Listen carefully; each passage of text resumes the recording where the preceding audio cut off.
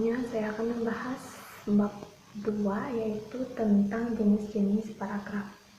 Yang pertama, berdasarkan pola penalaran.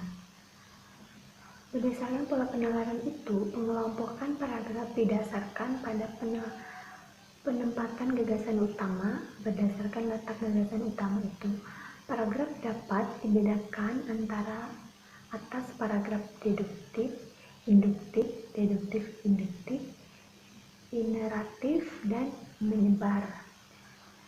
Yang pertama, paragraf deduktif. Paragraf deduktif adalah paragraf yang ide pokok atau gagasan utamanya terletak di awal paragraf dan diikuti oleh kalimat penjelas. Yang kedua, paragraf induktif. Paragraf induktif adalah paragraf yang kalimat topiknya terdapat pada bagian akhir. Yang ketiga yaitu paragraf induktif, deduktif-induktif atau campuran. Paragraf deduktif-induktif adalah paragraf yang kalimat topiknya terdapat pada bagian awal dan akhir paragraf. Yang keempat, paragraf ineratif. Paragraf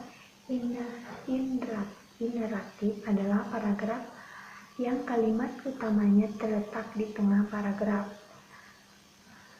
Yang kelima yaitu ide pokok, menyebar. Paragraf dengan pola semacam ini tidak memiliki kalimat utama. Pikiran utamanya menyebar dan pada seluruh paragraf atau terserat pada kalimat-kalimatnya. Berdasarkan gaya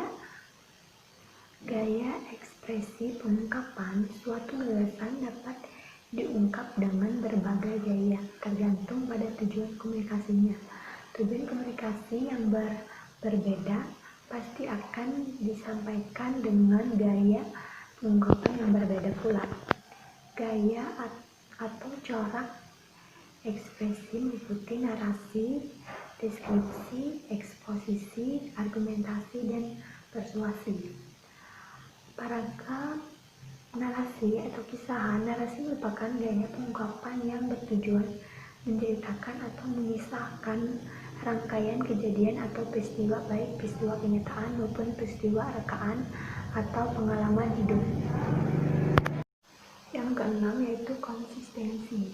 Sudut pandang adalah cara menulis menempatkan diri dalam karangannya. Dengan kata lain, sudut pandang dapat diartikan sebagai cara menulis atau pengarang menempatkan dirinya terhadap cerita atau karangan, atau dari sudut mana penulis